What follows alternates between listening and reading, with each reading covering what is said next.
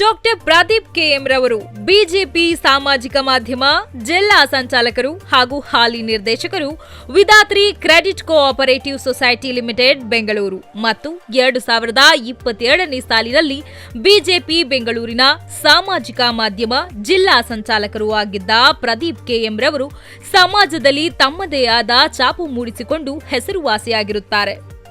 ಜಿಲ್ಲಾ ಮಟ್ಟದಲ್ಲಿ ಪಕ್ಷದ ಪರಿಣಾಮಕಾರಿ ಸಂವಹನ ಸಂಪರ್ಕದಲ್ಲಿ ತೊಡಗಿಸಿಕೊಳ್ಳುವಿಕೆಯ ಆಗಲಿ ಸಾಮಾಜಿಕ ವೇದಿಕೆಯನ್ನು ಸಹ ನಿರ್ವಹಿಸುವ ಚಾಕುಚಕ್ಯತೆ ಹೊಂದಿದ್ದಾರೆ.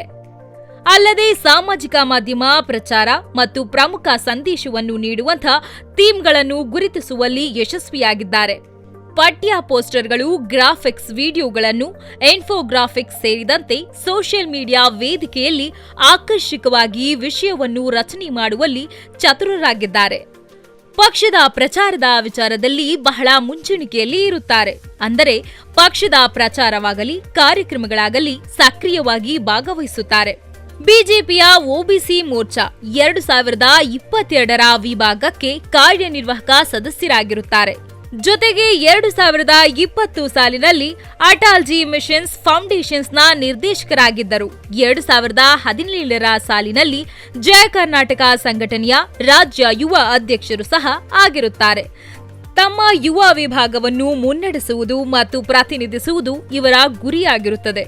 2014 ಜಯ ಕರ್ನಾಟಕ ಸಂಘಟನೆಯ ವಿದ್ಯಾರ್ಥಿ ಅಧ್ಯಕ್ಷರೂ ಆಗಿದ್ದರು.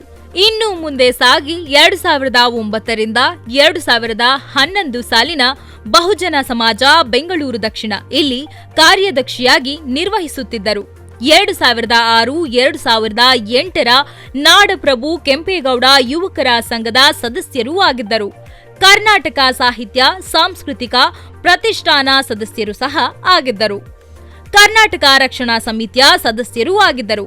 ಕರ್ನಾಟಕ ಡಾಕ್ಟರ್ ಪುನೀತ್ ರಾಜ್ಕುಮಾರ್ ಅಪ್ಪು ಸೇವಾ ಸಮಿತಿ ಸದಸ್ಯರು, ಬಜರಂಗದಳ ಸದಸ್ಯರು, ಕೌಶಲ್ಯತೆಯಲ್ಲಿ, ನಾಯಕತ್ವದಲ್ಲಿ, ಗುಣದಲ್ಲಿ, ಸಾರ್ವಜನಿಕ ಭಾಷಣದಲ್ಲಿ ಆತ್ಮವಿಶ್ವಾಸ ಹಾಗೂ ಪ್ರಾಮಾಣಿಕತೆಯಲ್ಲಿ ನಾಯಕ ನಮ್ಮ ಪ್ರದೀಪ್ ಕೆಎಂ ರವರು ಇವರಿಗೆ 2025ರಲ್ಲಿ ಡಾಕ್ಟರೇಟ್ ಪ್ರಶಸ್ತಿ ಹಾಗೂ 2006ರಲ್ಲಿ ಅವರು ವ್ಯಾವಹಾರಿಕ ನಿರ್ವಹಣೆಯಲ್ಲಿ ಪದವಿಯನ್ನು ಸಹ ಪಡೆದಿದ್ದಾರೆ.